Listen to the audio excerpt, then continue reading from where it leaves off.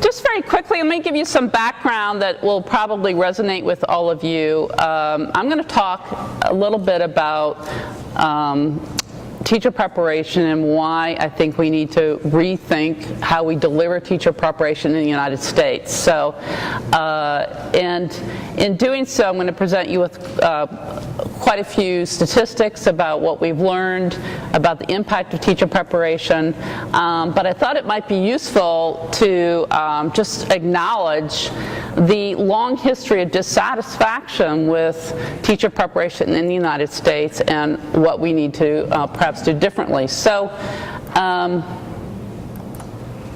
let's see, I'm just learning how to do this. But, all right, so complaints about teacher preparation go back to its beginnings. If you look at the history of the field, there are long complaints about insufficient selectivity, about the faculty not being as good as the rest of the faculty in higher ed. None of these are news to you, but I thought it might be news to you to know that this goes back to the beginnings of teacher preparation in the United States. And states have, since the beginning, been trying to fix this problem. They have thought they should test teachers, and then they stopped testing teachers, and then they started dictating the coursework, and then they got rid of the coursework, and they started testing again, and then they changed the tests. Everyone knows about the praxis, and they put in more tests. So the list of state interventions in trying to fix teacher preparation is a long one. And federal as well, if you look at just more recently, in the past 20 years, the feds have gotten increasingly interested in playing a much bigger role on how teachers get prepared. So the 1998 Reauthorization Act was probably the first landing blow, but there were some other things. So all along, you're seeing increased government intervention in an area. Okay, so let's look a little bit at the statistics behind the problem. If you look at how many kids are being taught by first-year teachers, 1.5 million. And that's a number, much larger number than has ever been the case in the United States. It's been increasingly the case where first-year teachers, until very recently to the recession, were becoming the largest group of new teachers in the United States. It used to be like the 15th teachers with 15 years of experience. It very quickly became teachers with 1 year of experience. And why does that matter? If you look at what happens under first-year teachers, there's a significant learning loss. So if I had a little light I could show you, but you can see how teachers in that first year are definitely performing significantly below teachers who are in their second or third years. And that would compare even less favorably with teachers in their fifth year, but it's something of grave concern. So if you're running an inner city school and you're trying to make progress, what are you faced with? You're faced with high turnover, a lot of first-year teachers. So this graph shows you what's happening in just Baltimore. So what I was trying to show you was, if you look at schools serving high-poverty kids, they have a much higher turnover here in the United States than they do than schools serving low-poverty kids. So who are the kids who are most likely to get first-year teachers?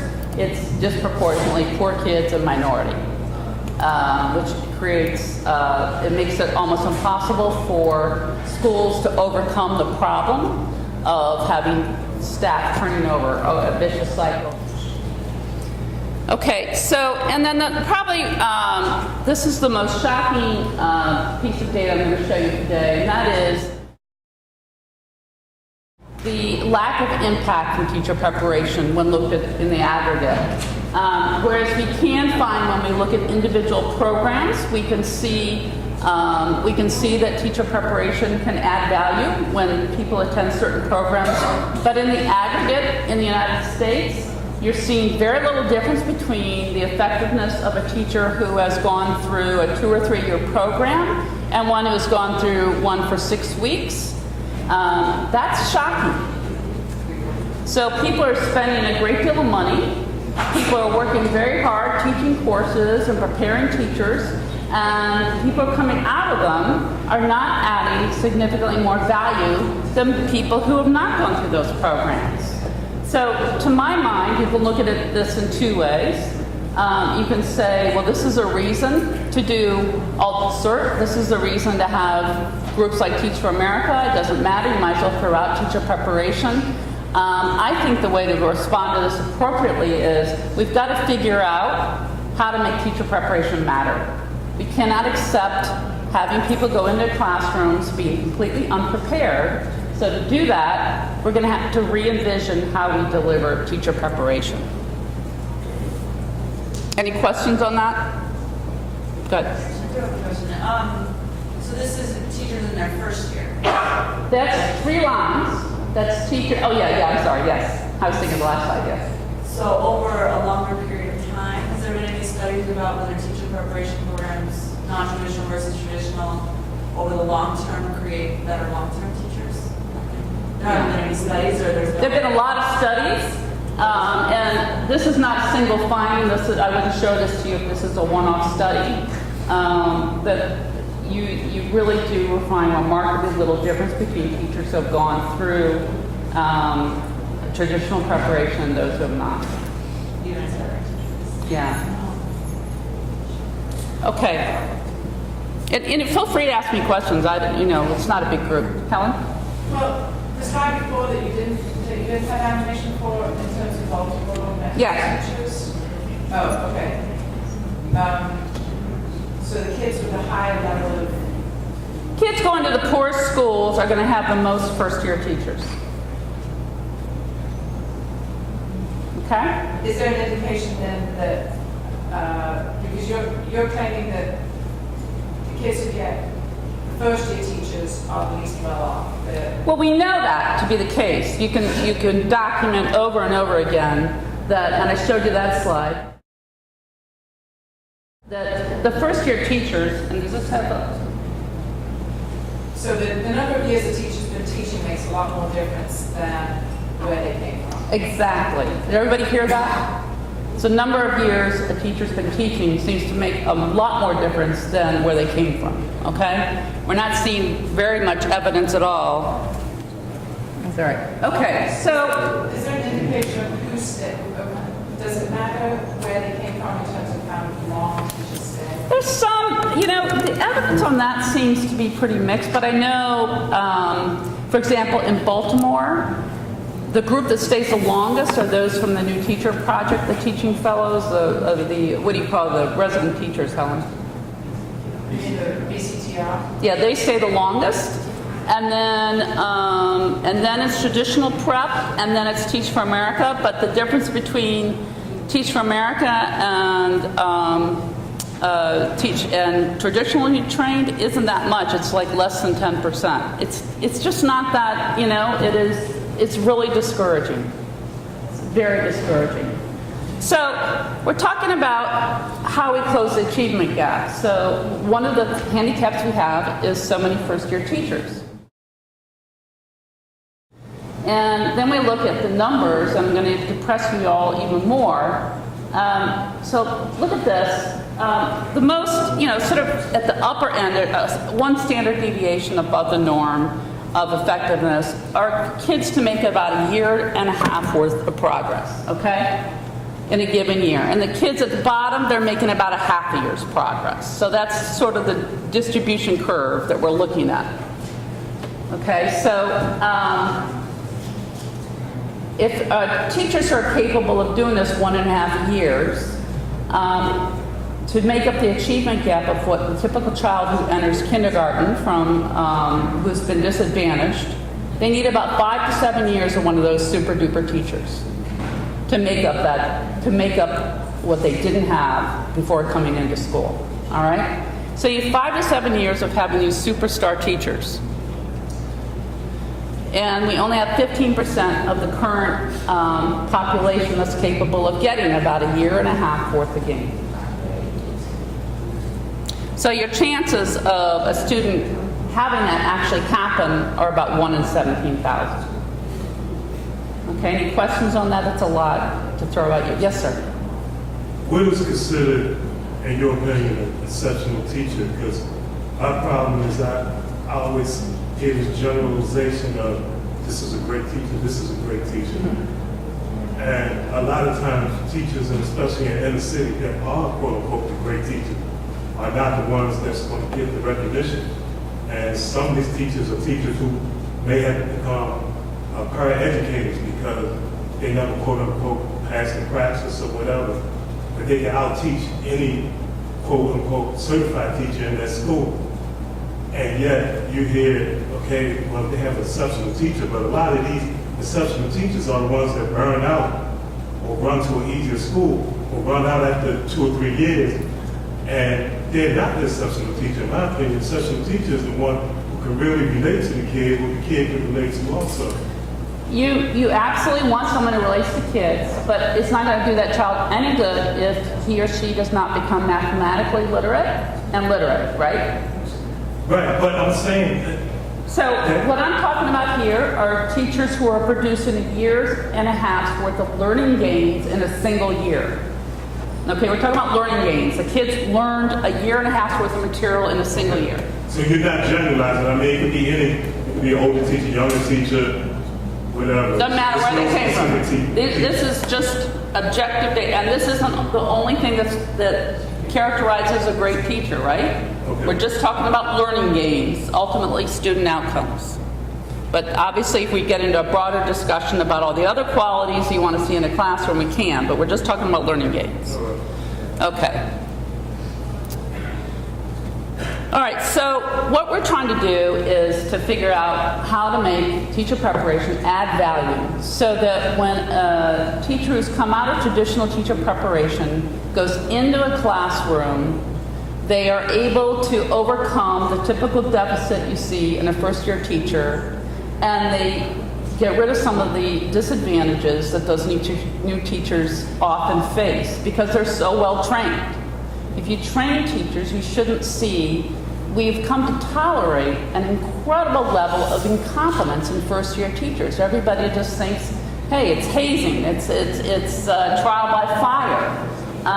Instead of trying to figure out what can we do to be more effective about who is going into the classroom so that they achieve a basic level of competence. The other thing we do is we take our first-year teachers and we give them the most difficult classrooms to teach in. So that too plays into it. I mean, you wouldn't find that in any other profession where we say, not only we're not going to really train you, but when you do go into the class, you do go into the profession, you're going to take on the toughest job. So it's a very perverse system in the United States. So NCTQ looked at what was going on in schools of education at this time. And what we did was we applied a set of standards that reflect what public school educators say they need and want in new teachers, okay? Do they have the practical training that allows them to enter a classroom on day one and be moderately competent? Okay, we're not talking about superstars. That'd be a lot to expect of a first-year teacher, but it isn't too much to expect competence, okay? So what we found was very discouraging, and a lot of people have written about it, but here is, I should say sound instruction in early reading, sorry. But we looked at whether they're getting well-versed in scientific methods for teaching reading. Only 15% of the programs in the country were doing that. Were they getting proper training in elementary mathematics? Only 13% of the programs in the United States are doing that. Are they having a strong student teaching experience? Does the program require that they be placed with an effective cooperating teacher? Not just any teacher, but an effective one who also knows how to mentor adults. Only 7% of programs even have that requirement. let alone you don't know how many actually do in practice. So the overall percentage of programs in the United States that were strong nationally was 9%. And the overall percentage that were very weak or failing was incredibly high at 78%. So this, to my mind, explains why we're seeing so little impact of teachers spending 2 or 3 years in a class in preparation programs, because what is occurring now is not reflecting the needs of public schools. Excuse me. Any questions on that? Yes, ma'am. What are the nature of the programs you're talking about? Is this like graduate programs like Teach for America or Teacher Center, or these undergraduate programs in accredited universities, which is appalling to me that 78% of our American university system is producing inadequate education programs? What we started with this year, we looked at 1,150 universities and colleges in the United States. We were able to get enough data on 600 and some in reading and mathematics and some others. So about half of our sample we were able to get. We looked at both undergraduate and graduate programs. We did not look yet at alternative certification. We are going to be doing that this year in the next edition. But in the first edition, this is just traditional teacher preparation, both undergraduate and graduate. So Yes, ma'am. is the 78% part of the 600? Is that 78%? At 78% is of the 608 institutions we were able to rate on enough standards that we felt comfortable giving it an overall rating. Okay? Yes, ma'am. Can you speak to how you decided which standards you were going to use for which programs specifically? I know that the special ed programs that were evaluated only had a small portion of the standards used. How did you make that decision? Well, special ed is at the moment is at a pilot stage. Okay. So we would love to do much more in special ed, and we just begin to develop that work. So that will expand over time if we continue to do this into the long-term future. The standards that we started with were looked at elementary reading and mathematics, content preparation, the selectivity of the institution, methods work, student teaching, classroom management. So that we tried to tackle what we thought were the most important standards to reflect whether someone was properly trained for the classroom. There are other things we could have looked at, or we would have liked to have looked at, but were not measurable. We were only able, some people say, why don't you have a standard about working with parents? What are you teaching future teachers about being able to work within their communities? Or what are you doing to teach future teachers to respect all cultures? And things like that were much harder for us to figure out how to measure. Okay? Any other questions before we go on?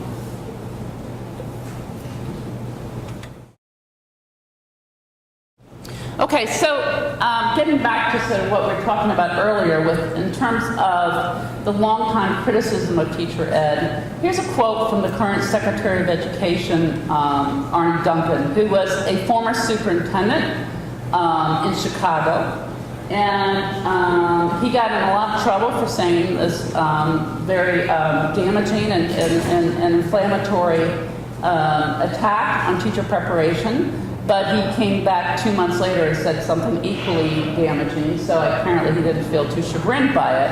But he's on record as being very critical of teacher preparation. And I think that I can tell by the large number of public school educators who have endorsed our work, he speaks especially for large urban superintendents who feel pretty frustrated with the quality of new teachers that they're getting.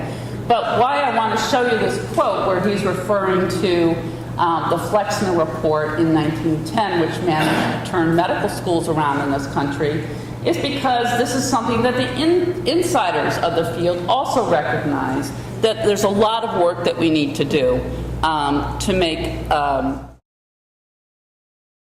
teacher preparation better. So Linda Darling Hammond, who's probably the biggest champion of traditional teacher preparation, has said virtually the same thing. We need to figure out how to bring about a transformation of the field. Now, the point I want to make today that is quite different from what you might have heard elsewhere is that what Arne Duncan is talking about and what Linda Darling Hammond is talking about as an insider are two different things, even though they're both using the Abraham Flexner report as a reasoning, as a language for describing how we need to move forward. Okay. So there's a very different sense between the insiders and the external critics of teacher preparation about what is wrong here. The internal debate is over the chaos in the field and the fact that so few institutions are adhering to its standards. It's been very hard to get all institutions to embrace accreditation. For example, education is the only profession I can think of which has so many colleges, so many schools of preparation, where half of them are not accredited. You would not see that in nursing or engineering or medical profession. It's remarkable that there are so many institutions that are preparing teachers who are not accredited right now, and it's about half. Okay? The other problem in the profession has been academic freedom. Teachers in every profession, in every discipline, are welcome to teach what they want to teach, provided they don't challenge what the commonly accepted consensus knowledge is of the field. So if you're an engineer and you teach your class flawed methods for building bridges, your peers are going to come in and censor you. You're going to get in big trouble because nobody wants engineers who don't know how to pour the right mixture of concrete, right? Well, that same dynamic has not been as prevalent in education. There's been less consensus among teacher educators for what constitutes that core knowledge. So you're not going to get that check. Excuse me. You don't get the proper check on what's happening in the classroom. That's not true for all institutions. Some institutions work remarkably well together. But there are a lot of institutions where there are professors who are teaching methods of teaching reading, which fly in the face of the science, and the dean just shrugs his shoulders and says, I can't do anything about it. He's got academic freedom. Any questions while I take my drink? Okay. So there's a very, the strain of the teacher preparation. In the 1970s, the field basically decided to reject the notion that its job was to train new teachers. I was speaking at Michigan State University and the dean said, yeah, you're right, training is a dirty word.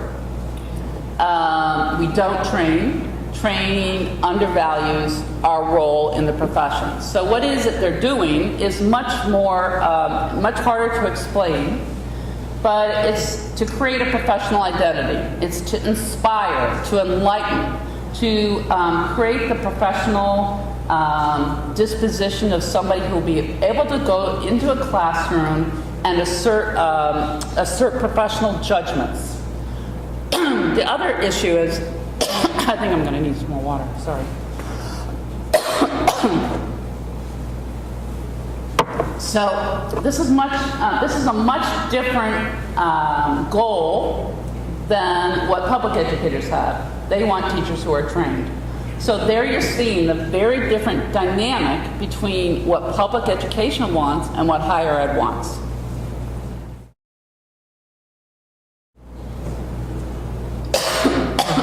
So we've looked at this point, thousands and thousands and thousands of syllabi. And we've read tons of writings about what's going on in the field.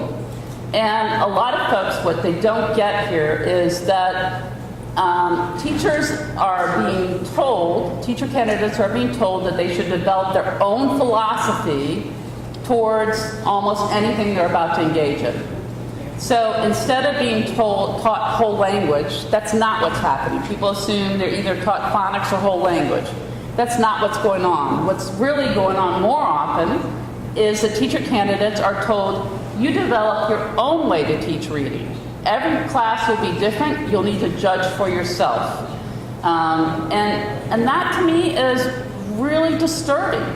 You're saying to a 20-year-old who has not had the benefit of the 50 years of research that's gone into how to teach reading, who doesn't really have the benefit of life experience, who's never been in a classroom, and you're saying essentially you will decide how best to teach reading.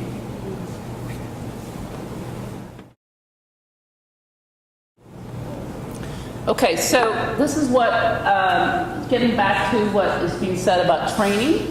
The ARA a few years ago published a book that by the leaders, it was about 15 or 17 folks in the leadership positions around the country, in which they spell out why the field has rejected training as a model for preparation. That's why you won't hear the words teacher training programs. Any questions on this? Okay. So, I just wanted to give you one example of what we typically find. This is an excerpt from a professor's instructions to her class about an activity, an assignment she was making. And this is, I'm not showing this one example as something to shock you. It wasn't something we found that was exceptional. This is representative. So effectively, the teacher is taught that the program will be of limited value, that a lot of this is what you're going to have to figure out on your own. Give you a second to read that.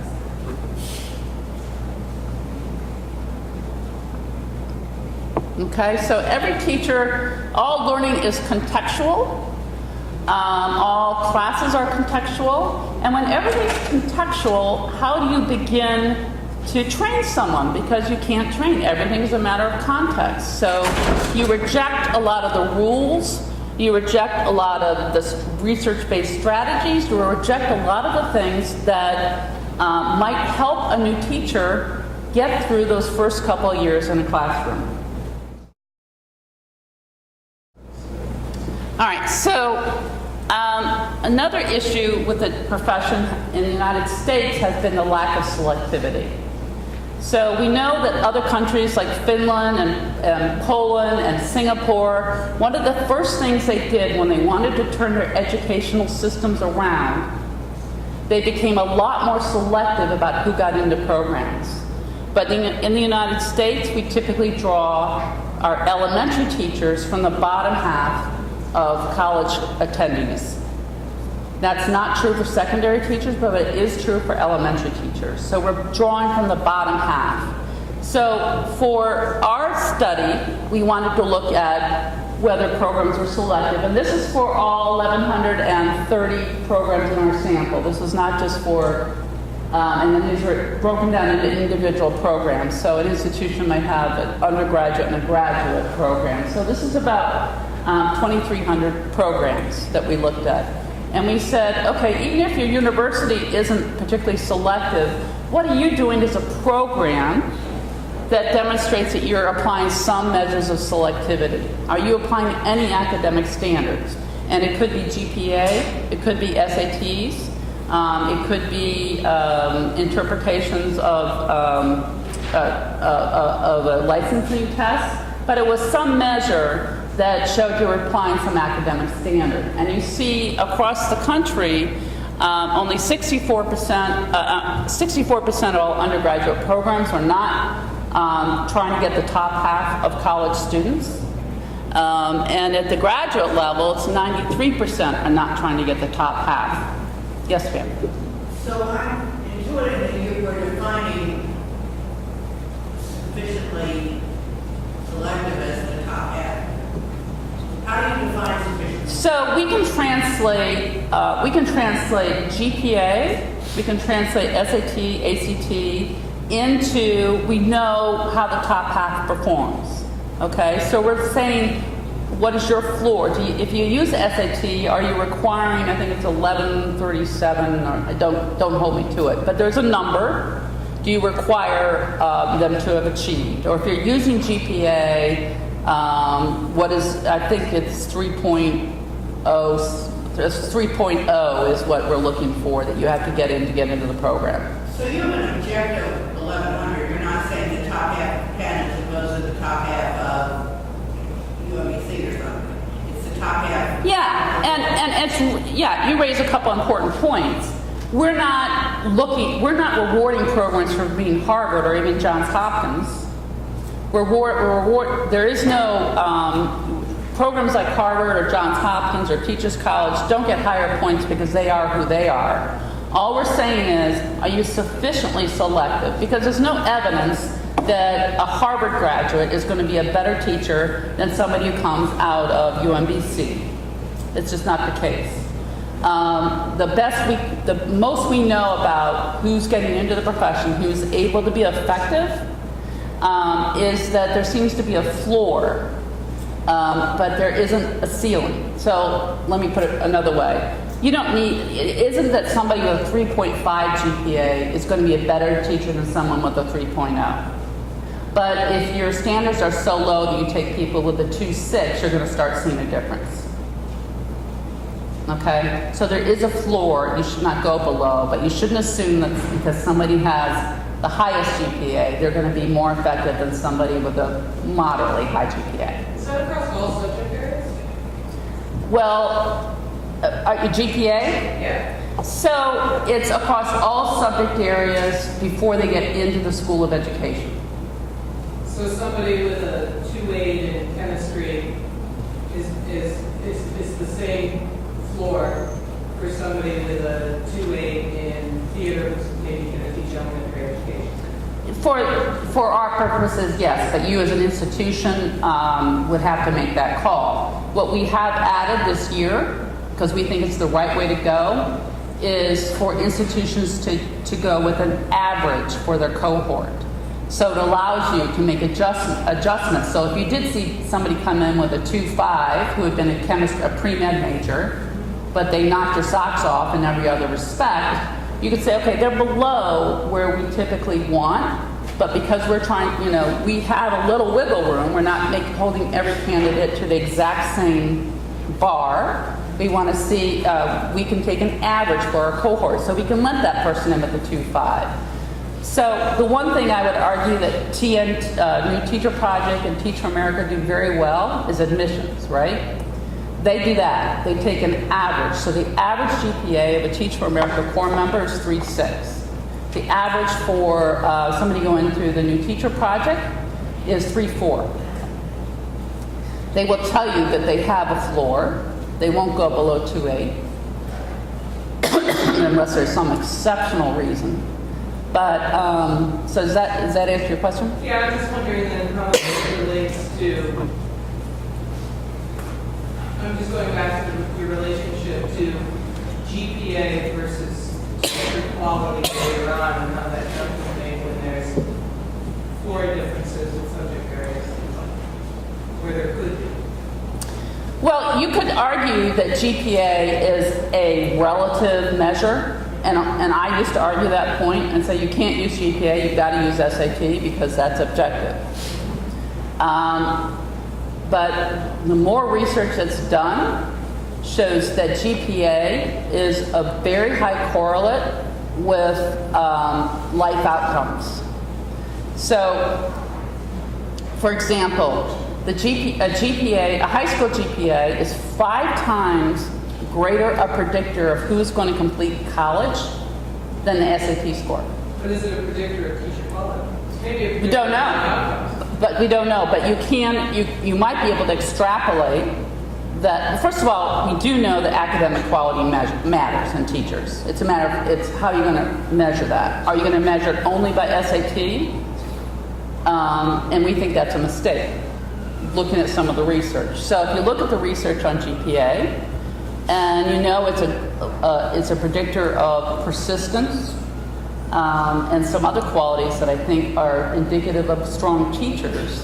then that should lead you to think that it might translate, but there is no study that says a teacher with a 3.5 is going to be more effective than a teacher with a 3.0. Right. No such thing. thing. Yeah. Yes, sir. Listen, I'm trying to keep my cynical hat off. One, if I heard you correctly at the beginning, you said you didn't really do a study on special education as far as in that department, correct? I'm sorry. You didn't really do a study in special We education? have a pilot study of a couple standards with special education. Okay, and then you was talking about the cohort and what you consider would be a person based on GPA would be considered a great teacher. I personally came up with subpar education. I mean, it was lower than low. And I wasn't even brought up in school to even think I could go to college or anything like that. Nobody in my neighborhood did. Everybody died at an early age and all this kind of stuff. If I fell into that way of thinking that you was just saying right now, I wouldn't be going for my master's right here at Johns Hopkins right now. It's a lot of students that are great, that are brilliant, that's brought up in schools to fail, that never realize just how good they can be. And their GPA, when they first come out of high school, might be 1.9, 2 point, whatever. But they're just as smart as somebody who went to a grade school who had 3.5 and this and that. And when you say you didn't do a study on special education, that gives me a little pause because of the way so many, especially black males, are put in special education programs. And I work with kids who couldn't read and write only basically because of the way they're being taught. I had a kid tell me, I said, read one page. He said, that's not how I read. I go look for important parts.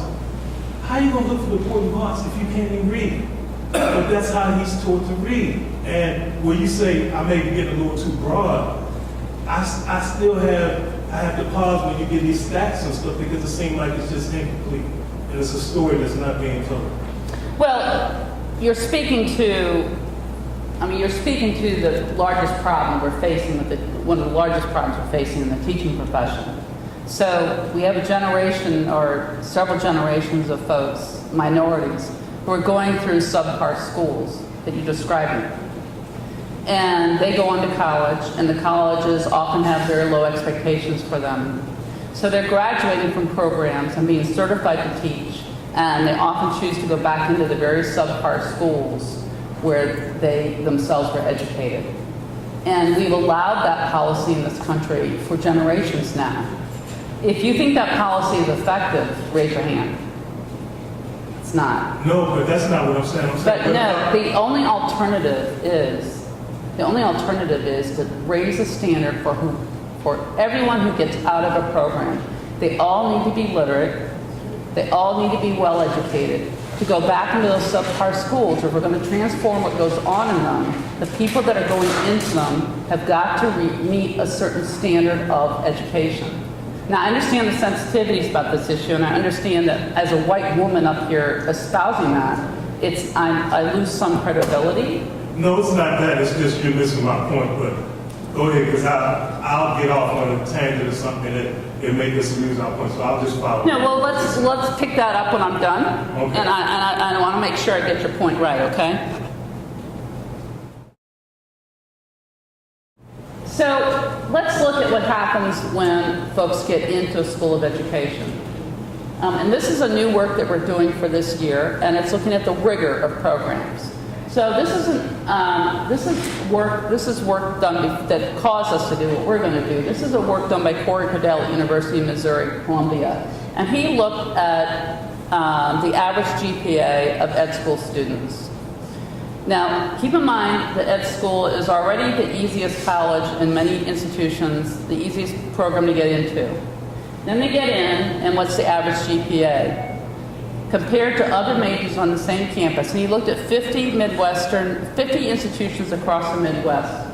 And consistently, the average GPA for every other major on that campus was 2.8, 2.9, 3.0, except for the ed school was 3.9, 4.0.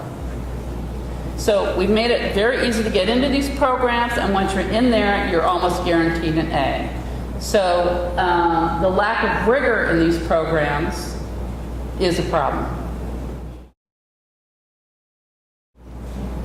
Okay, so just, I throw this slide up. I don't know if you can read it because it's a little dark in here.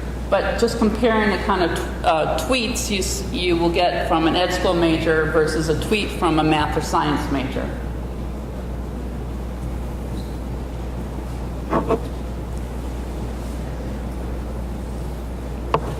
We translating? If you not translate hashtag? Okay. So I'm going to end here. I think I'm happy to talk a little bit more about some of the things we've raised today. Happy for a debate. This is controversial work. This is work that doesn't always sit pretty, especially when I speak to schools that prepare teachers. There's a lot of anger in the room, and that's okay. I'm more than happy to have an honest debate with you on the things you heard that you disagree with. I'm used to it. I've got tough skin at this point, so feel free to raise any concerns you have at this point, and we'll talk about it. Yes, ma'am. Is your information or publication share with us these schools that are effective in preparing teachers? Because I'd rather hire my teachers for those schools. We name names, and that's why the report's so controversial. Okay. So I think Hopkins did okay. Didn't Undergrad? grad. I think the top performing program in Maryland, I believe, was College Park, if I recall correctly. But I will tell you something. David Andrews, who's the dean here, was the dean at Ohio State, which was the best school in the country. So I expect that Johns Hopkins is going to look like Ohio State in no time. I think it's hard to characterize programs broadly like that. My experience is Maryland, and I think there's a lot of difference. For instance, Tufts University's early childhood program, I think is considerably stronger than their program in other areas. Yeah. And I think that that's probably true across the board. Oh, yeah. I'm not able to support that, but I think that's important information as opposed to lumping a whole, Oh, we don't do that. Okay. No. We only grade the program. So we are looking at elementary programs and secondary program and a small sample of special ed programs. We do not yet look at early childhood, but though we intend to in a few years. So you're absolutely right. That's a huge mistake. That we found absolutely no correlation between what's happening at graduate level and what's happening at undergraduate level on the same campus, which speaks to a little bit of the chaos in the field. It's amazing to me that the graduate professor believes reading should be taught one way and the undergraduate professor thinks reading should be taught another way. How can that be?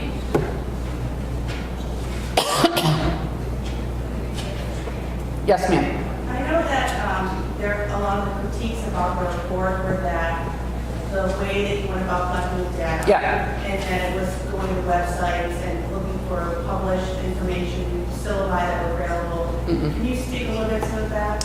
So we did not get syllabi from websites. We got them from institutions or from students or faculty attending those institutions. I think we did pull some stuff on websites if it was syllabi that were submitted for NK approval. But we did not, because you can get really old syllabi that way and out of date, and we have to have a professor's name on it. We have to have a date on it. It goes through a whole process to make sure it's a legitimate syllabus. So when we get one from a student, we have to do that. We can't just trust the student has pulled it out of nowhere. We have to make sure it's accurate. But we've been heavily criticized by higher ed for our collection methods. And I would say in return, I've had to spend $220,000 on lawyers because institutions would not provide materials for us through open records. So it goes both ways, kind of the bad feeling here. I've felt it we had a year's delay, and I had to hire 9 lawyers in 9 states to require institutions to comply with their open records requests. So I understand, I do understand why people are sensitive about us getting stuff from teachers and students, but I also want an apology another way too.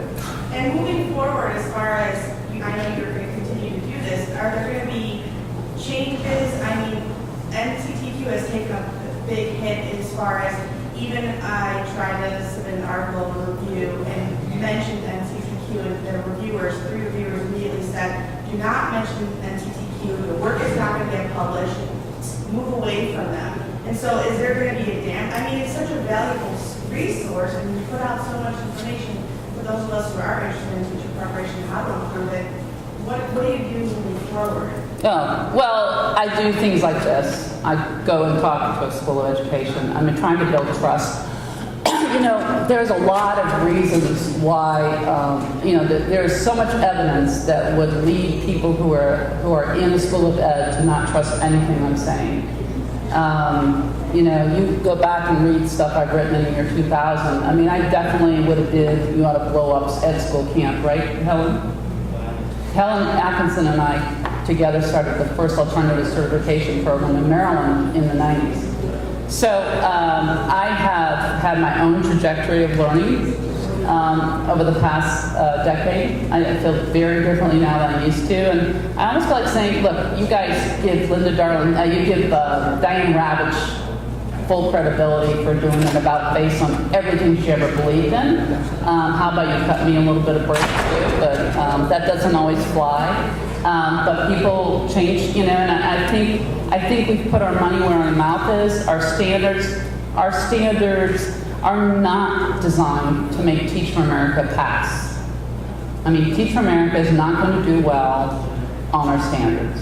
They'll do well on some things like selectivity, but they're not going to do well on other things. You can't look at our standards for what should happen to a teacher before they go into the classroom, and I mean before, I don't mean during, and think that we are somehow the agent for Teach for America, because there's no evidence of that, unless you want to look at ancient writing.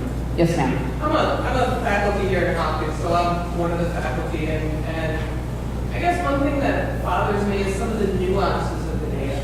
And that was my question, that was the nature of my question about GPA. Mm-hmm. It's really hard to compare. I'm a science educator, so if somebody comes to me and they've been a pre-med major, and they come out with a 3.0 Q from a pre-med major, that's a pretty darn good Q. Mm-hmm. And it's really hard to objectively compare them to somebody who comes out with a major in, and I don't want to disparage other majors, but there's President Obama already did that this week with art history. Well, I'm trying to say, I try not to be the STEM snob. Yeah. But I think some of the nuances of your measures could be teased out, and that's. I mean, that's why we added a new indicator for selectivity that allowed you to present the average for your cohort, so that because we cannot measure the nuance that you're talking about. But when you're rating programs, I think that's. But a program is going to do just as well on our standards for taking an average cohort. If it's a weighted average. But see, it's not a weighted average by who you have in that program. If you've got a lot of STEM people in the program. you show me the program that is recruiting that many pre-med majors with a 3.0, and we've got a deal. You give me the evidence of how. You give me the evidence, and I'm happy to respond to it, and that's how we change our standards. I mean, here at Hopkins, we've got as many STEM people in secondary education as we do social studies. And I haven't done a weighted average of their Qs, but I would bet if you look at the weighted average of the math science people, it's probably lower than people who are in social studies education. And I'm arguing the minutia of the data, but it's just a larger picture of the nuances of the data. I think it's necessary when you're ranking institutions in the way that you are. Well, as I said, give me evidence and we will absolutely respond to it. Helen. I can follow your argument, and I think kind of without arguing the fine details of how you come to the conclusion that there's a wide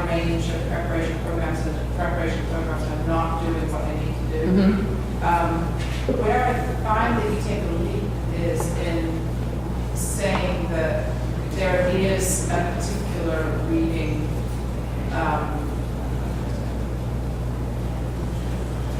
are you saying that colleges are not teaching? Kids have to leave, they have to catch a bus. Should we close? We can go in further a little bit. Okay. So good. So, like, when they're taking their, when they're studying reading, before, Yes.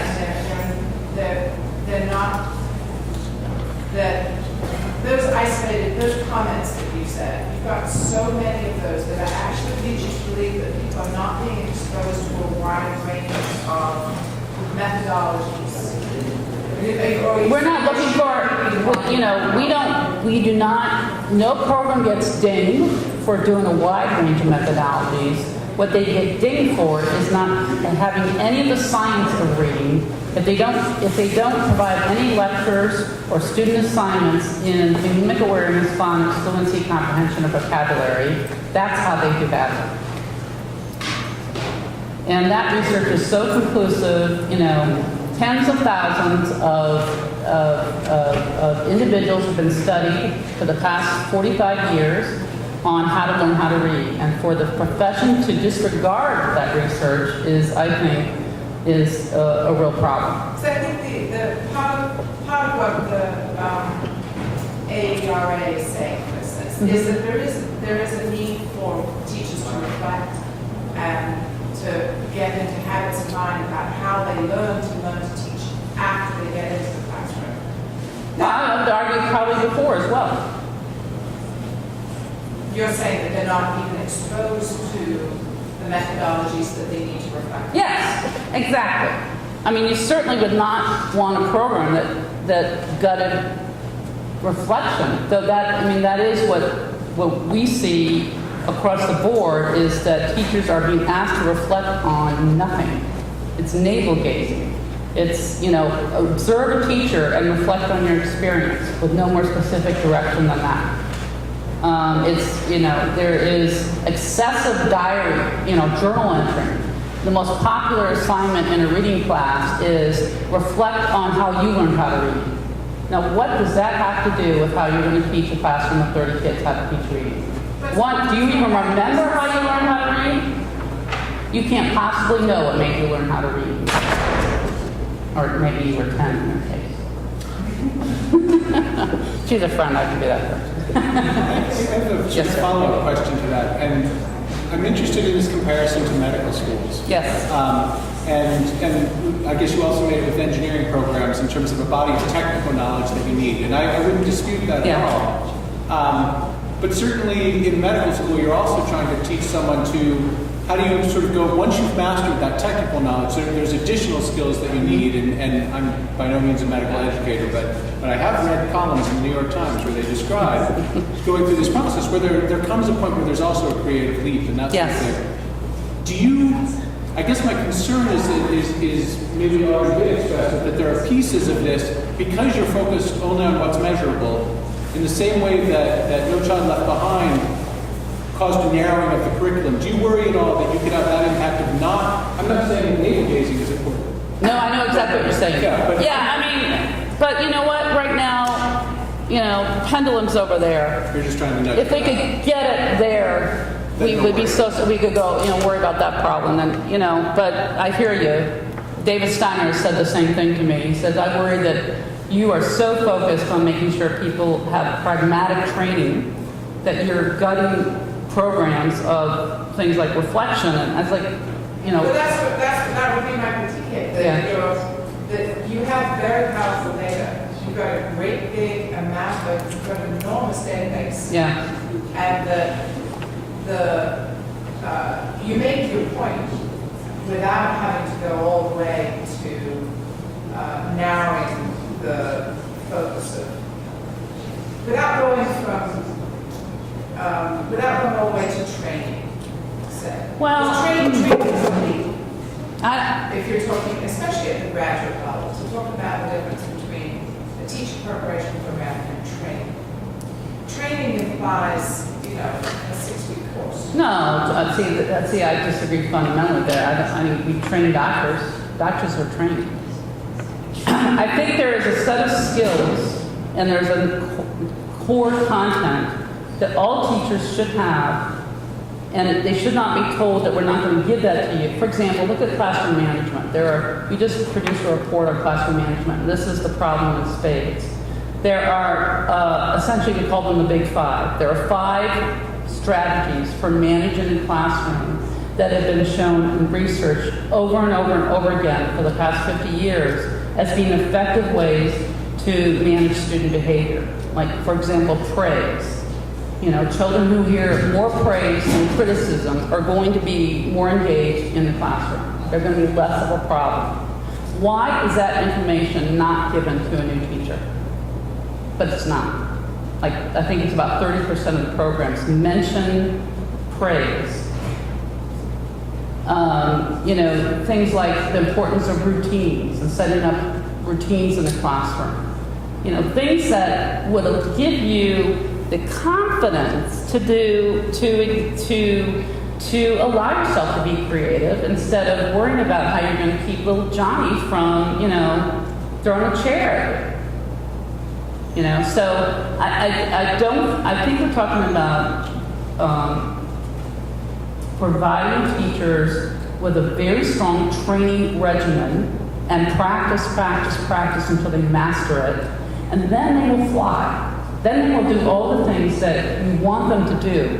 But I think it's premature to suggest that they can do that without that sort of fundamental knowledge and skills first. It's like telling them to develop their own approach to reading. I'm sure there are tremendous reading teachers out there, but they've been doing it for long enough they know what to tweak and what not to tweak. You know? But to say that to a 20-year-old just doesn't work. Anyway, I think we're...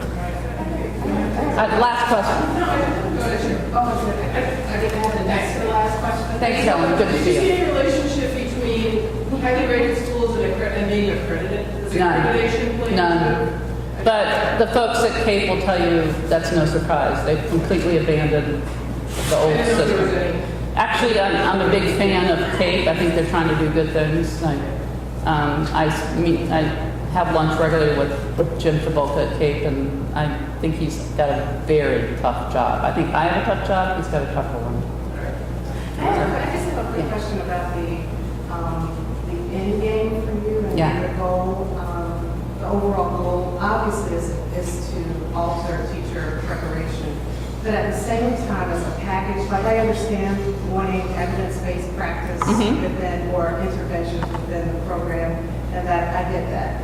But I'm still confused as a whole package. So when we're talking about a training program, a curriculum for teachers, so to ensure that they are prepared to some extent when they leave these programs, what does that look like, and how are you determining that? In a systematic way, as you push this out, this new agenda out, are you also researching and having evidence of collectively, when you have all these things together, that you're producing teachers who are effective in various settings, from urban schools to rural schools to suburban schools? I mean, so we're doing that in North Carolina right now. We're taking fleshing that out. Because one thing that I'm not hearing is that I'm hearing about the research that's there. Yeah. But I'm not hearing how new research is being pushed out that will then tend to have evidence that what you're saying is actually true. So what are those critical incidents that have to happen over the development of a teacher that's going to ensure,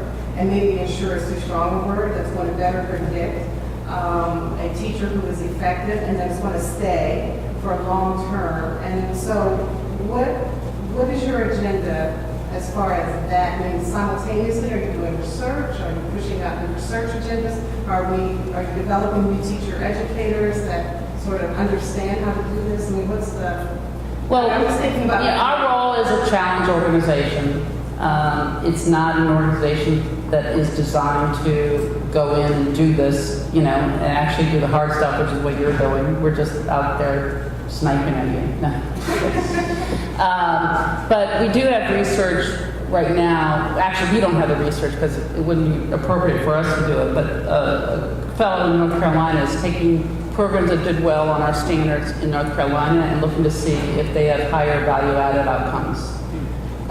So we'll see how that plays out. I'm sorry? I'm sorry? Who the person Yeah, is? who's doing research? Gary somebody. Yeah. You know him? No, I just know his work. I think it's Gary. I think it is, okay? And you can email me and I can confirm. Okay. But, so anyway, we are, we want to make sure, we intend to learn from what we're doing and we do. We are adjusting as we go along and responding to research and as I said, show me evidence and we always consider it. So I don't know how to respond to it, but the end game is absolutely to drive major improvement in what happens in teacher preparation in the United States. That's what's a parity, and that's enough, isn't it? And that's our goal here. I mean, one thing that frustrates me personally is that, for instance, we have different formats for teacher preparation here. We have a Teach for America program. We have an MAT program. We're constantly a full-time and part-time. We're looking at all kinds of different configurations, but there's no research or anything that's leading us that this is better than another. Isn't that remarkable? Yeah, so that's what I think that as just listening to you, that it would be great if we could have a group of teacher educators, that have had success in using different indicators of teacher quality, that we could then look at that research and start thinking about how this is coming together for us as far as a complement to all of the other work. I mean, that would be very helpful in your research. No.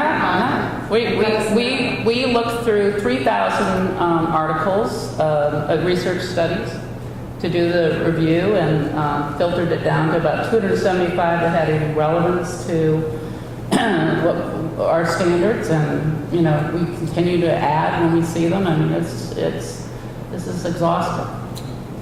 Well, that seems like a good spot to end because it is sort of the next step and where we as an institution maybe can play a role in looking at what is effective and potentially looking at, I think that kind of research that you just summarized in North Carolina sounds like a great place to start. I want to thank you for coming. I want to thank you for persisting through the technical difficulties We got it. and the delegation and all of that, but thank you very much for coming.